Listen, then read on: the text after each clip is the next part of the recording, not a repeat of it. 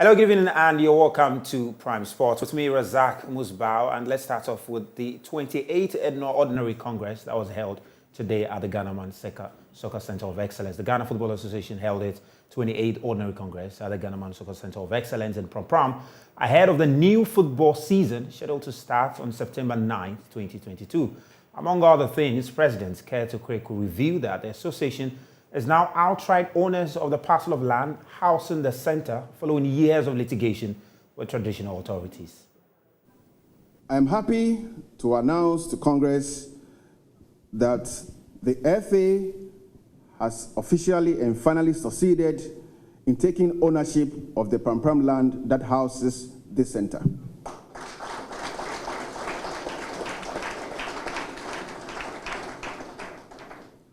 Until recently, the FA never owned this property. We had no documents. At the last Congress, I reported same, and I'm happy to say that we have negotiated, we have agreed, and we have made part payments of the land. The result of this is that we're going to see massive facelift of this infrastructure. And soon, we'll be showing you the plans that we have for Pram. Now, Joy Sport Oreku Ampofo was at Pram, and in this report, he provides a summary of all that transpired at the Congress. We did head to the new Betpawa pitch, which has been commissioned by the Ghana Football Association. The sword was cut. Mr. Easy, who's an ambassador for Betpawa, was present. And so we should see construction on the site begin soon. We'll also take into the commissioning of one of the boreholes promised by the Ghana Football Association. Now back to the agenda for the 28th edition of the Ordinary Congress. There were 15 items in terms of the agenda. Basically and fundamentally, each one of them was approved. And so that is good news in the first place. But we did also have some dignitaries speak during the event, where we saw Mustafa Yusuf begin the talk, where he touched on quite a number of issues, praising the Ghana Football Association for completing the Ghana season, and also stating that the fact that they focused a lot on juvenile football, something that he really admires. He also touched on the Black Galaxies and said that the ministry would provide all the necessary support to ensure that they qualify to the next CHAN tournament in Algeria. He also touched on a very trendy topic, that's the new Black Stars away kit released by Puma. And now Mustafa Yusuf said something really interesting. He mentioned that the ministry had absolutely nothing to do with the new jerseys. However, the Ghana Football Association vetoed that move from Puma. And so he trusts their judgment, and so he would continue to offer them their support. Now, Keto Kweku did also speak, and one of the main highlights from his speech was the fact that now, officially, the Ghana Football Association can say that they have full ownership of the land for the Ghanaman Soccer Center for Excellence right here in Pram. Now, it has been a process that has been rolling over in the past few years. If you look at last Congress, as of the last Congress, that's the 27th edition, they still did not have full ownership. But today, they announced that they have the papers and they've actually made a down payment for the land. And so now they can officially say it is theirs, and they're going to start with a massive facelift. And so Pram should be changing in a few years from now. And we've seen that with the construction of the Betpawa pitch, which will be starting soon, and then the boreholes and other projects as well.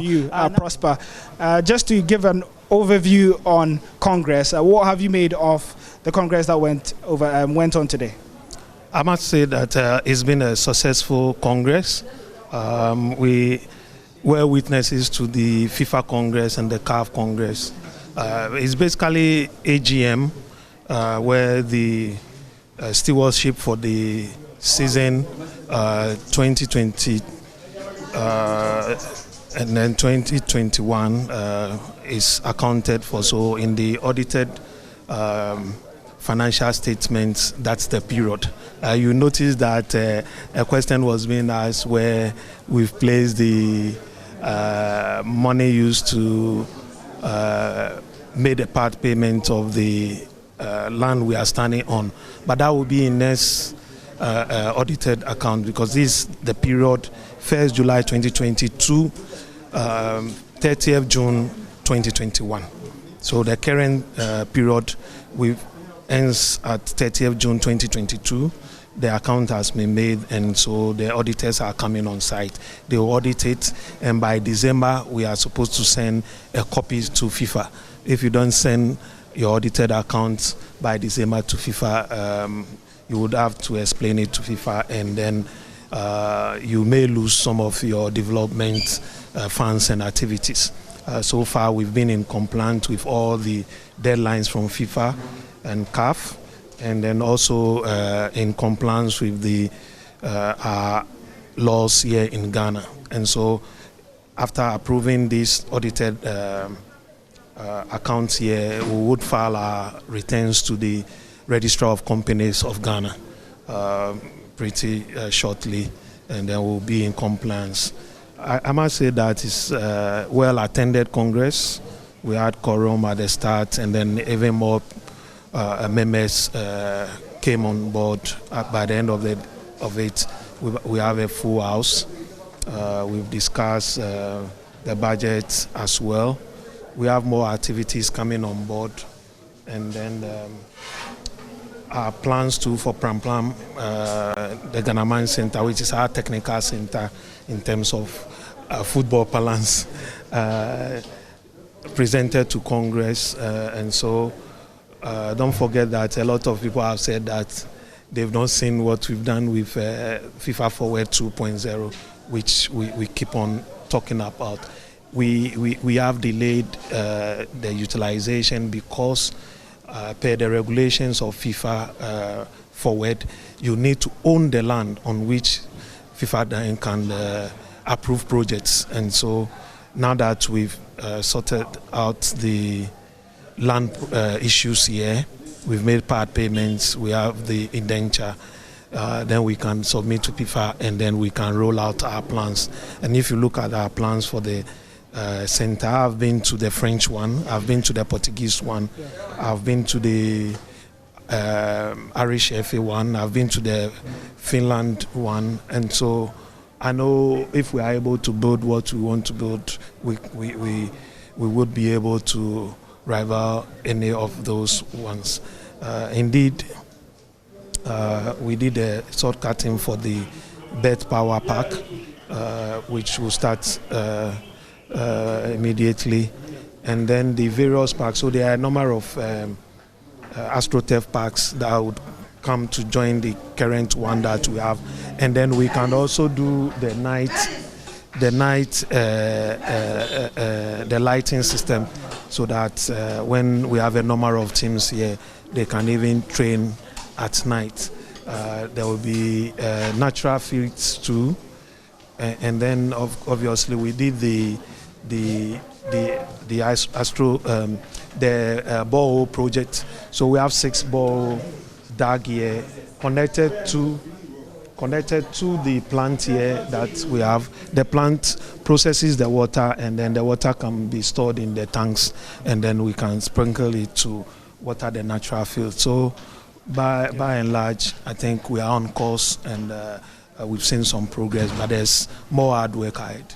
Okay, definitely more hard work ahead. I'll just be handing over to Nathaniel, but just quickly in terms of some of the benefits that the FA are putting across, we know that they did say that there is a new headline sponsor or a huge sponsor for the Division 1 League, that's Access Bank for the Division 1 League, and so we'll be seeing Friday and Monday football for the Ghana Premier League as well, because there would be voucher coupons worth 10,000 cedis shared to all the clubs. Also, there would be 30 football boots shared to all the teams each in the Ghana Premier League and the Division 1 League. Well, let's move away from the 28th Ordinary Congress of the Ghana Football Association and get to some All-Africa Games, because the local organizing committee of the 2023 Africa Games is racing against time. 12 months before the start of hosting of Africa's biggest multi-sports event, Joy Sports Fentio Tahiru Fentio has been speaking to the local organizing committee chairman, Dr. Kweku Ofosu-Asare, and Youth and Sports Minister, Mustafa Yusuf, relative to the readiness of the facilities for the Games. At the moment, construction appears to be at the starting phase, and there are fears work will not be completed in time for the start of the Games. But chairman of the local organizing committee, Dr. Ofosu-Asare, remains confident Ghana will be ready in 12 months' time. That's the hope of everyone, all of us here, the LOC members, the minister, and I'm sure every Ghanaian is expecting us to finish and be able to host the Games next August, and that's the time. Together with the African Union, we have the timetable for that. That is the hope. We are looking forward to getting the needed funding to get a job going, to get a job done, and the funding doesn't come from us, it comes from government. And recently we might have heard about the 750 million Exim Bank loan that the government managed to secure, the parliament approved, and out of that we are to have 140 million going towards infrastructure. And let me also say that that's for infrastructure. We haven't even looked at operational costs, procurement, and what have you. So a lot of money is involved if you are hosting the Games, and you must be prepared to put in money. You know, if you have money and you are building, you can even build during the day, build in the middle, have two shifts, have workers coming in and all that. And you can beef up your staff and get the work done as quickly as possible. So in my view, if we don't get the money on time, or if we delay in giving them the money, then it means we cannot meet the timelines. And if we can't meet the timelines, then it's going to affect the time schedule for the Games. I've reassured Ghanaians, both in Parliament, by delivering a statement and that the Games will come on and answer the questions. As long as government is concerned, if there is no any force majeure, any major thing like pandemic, the Games will come on. Because we are ready and we are working to ensure that the Games come on, and government is committed to it.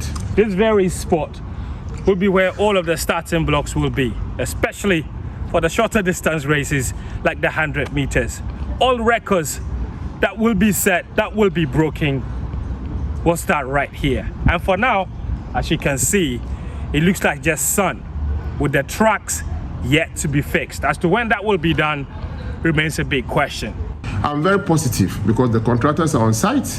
We have few challenges, let me admit, because once we had the right to host the game, COVID set in, and that was the main reason why we even adopted a hybrid, because of the timing. Then also, currently, we had a financial arrangement with Cal Bank to raise the funding for the facility, the provision of these current facilities that we are having. But there were a few challenges of Cal Bank being able to raise the funding for the contractors to keep them on track of the timelines. But government have taken steps to make sure that they resolve those challenges and get the contractors complete on schedule. So as long as we get the financing right, we are able to get the funding to the contractors on time, the project will be delivered for us to be able to host the game. It is clear infrastructural challenges are not the only issues impeding the successful organization of the Games. And stakeholders have just 12 months to be ready. Maybe 12 months may seem like a long time for many, but for many athletes around the globe, it looks like a daunting task. But until then, all we can do is hope. From the Betpawa Sports Complex, I'm Tahiru Fentio for Joy Sports.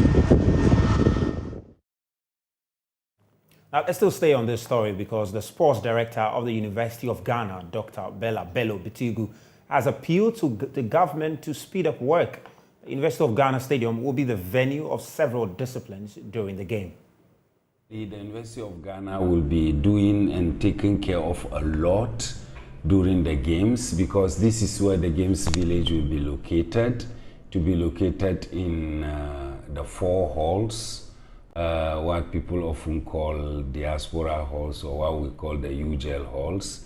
Then we have the rugby stadium, then we have the warm-up track, which is up here, and then clearly the stadium here for the athletics.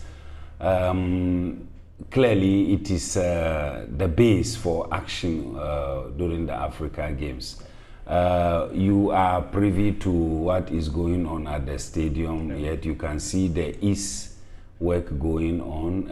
In fact, in all the areas work is going on. I am not able to give you the exact percentages because I don't have them in my hands now, and that should actually be the remit of the contractors or the LOC. But clearly we would be wishing and hoping and desirous of hard work and speeding up things to be able to meet the deadline. So we are hopeful and we are desirous, but clearly we should be able to step up a little bit faster and more so that we get things sorted out and be ready for the games. Yeah, so from basically, say, if I'm hearing you, what you're saying is that even though work is progressing, we could benefit from a faster pace. We could benefit from a faster pace. Working faster and accomplishing a lot in a shorter period is always something, or are always things that we desire when we are undertaking projects. So we would certainly be able to benefit far more and be even more hopeful and even more excited if we were moving a little bit faster. But all said and done, we are hopeful that we are going to host the games, and we will be happy to be the eye of the world and Africa especially. Yeah, one of the things that I have picked up is that the LOC and government and everybody, including the University of Ghana, expect facilities to be ready by February next year. Is that realistic? Well, as I said, I am actually not the contractor, and I am not the LOC. I don't have the documents with me. But if experience will guide us, and you are in the stadium now because that's where my office is. If experience will guide us on the construction and completion of such facilities, you can estimate, and then you can make your conclusion whether they will be finished by February, seeing what is on the ground now. Yeah. A way to see whether those facilities will be ready before August of next year. Let's move away from that to some amputee football now, because Ghana's amputee team missed out on England Tri-Nation in July due to UK visa delays and may not make it to the 3rd and 4th September World Cup friendlies against the English amputee football team. Joy Sports' Nana Asari Pediako has the rest of the story. Ghana was scheduled to play England and Poland in pre-World Cup friendly games between July 29 and 31 at the Rich Heath College Park in Cheshire. But due to UK visa processing delays, the team was denied the opportunity. The amputee national team, nicknamed the Black Challenge, could not travel for the pre-World Cup Three-Nation tournament because their passports were still at the British High Commission when the competition kicked off. England has agreed to play Ghana in a friendly on September 3. It has been over 7 weeks since the applications were submitted. All attempts made by governance agencies, Ghana Paralympic Committee and the Ministry of Youth and Sports have proven futile. Here is head coach of the team, Richard Obin. This is a national team, to be precise, Ghana national team, the African champions, to be precise, and the reigning African champion till the next African tournament. We all don't get it. We all came from Turkey, some players and myself from our clubs. We were hoping to return after the Three-Nation tournament, and it's been 7 weeks. We will plead with the British High Commission to come in to intervene for the sports, because if we do like this, it's like the sports is being neglected in our country, and the persons with disability, they will have every reason to stay away from the sports. And this is what the National Paralympic Committees want to prevent, and this is what GACA also want to prevent. This is what the club owners in Ghana also want to prevent. People from going back to the streets and neglecting the sports because they are neglected in their society. Foreign-based players, coaching staff, officials and journalists are left disappointed as they have no idea when their passports will be released as the new date for the test game with English amputee football draws near. Richard Pinston is captain of the national amputee team. These two matches is going to help both national teams for them to have a good preparation towards the World Cup ahead of us. And also our relationship with UK and Ghana, we have a nice relationship that we don't want to disappoint each other. So we are pleading with the ambassador to assist us to get the visas so that we honor this friendly exercise. Mohamed Hamis is General Secretary of the Ghana Amputee Football Federation. England touts itself as the home of amputee football, the home of all games in relation to football. So I call on them to actually they should just process this application of ours, make sure we get the visas by tomorrow or latest by Thursday so that the team can fly to England and then play the friendly match. Ghana is the champion of Africa after beating Liberia in the Amputee AFCON final. Well, that's what we draw the curtains on today's edition of Prime Sports. My name is Razak Musbau, but for more sports, head to myjoyonline.com/sports. And do follow us on all our socials on Facebook, Twitter, and Instagram. Joy Sports. Do have a wonderful evening.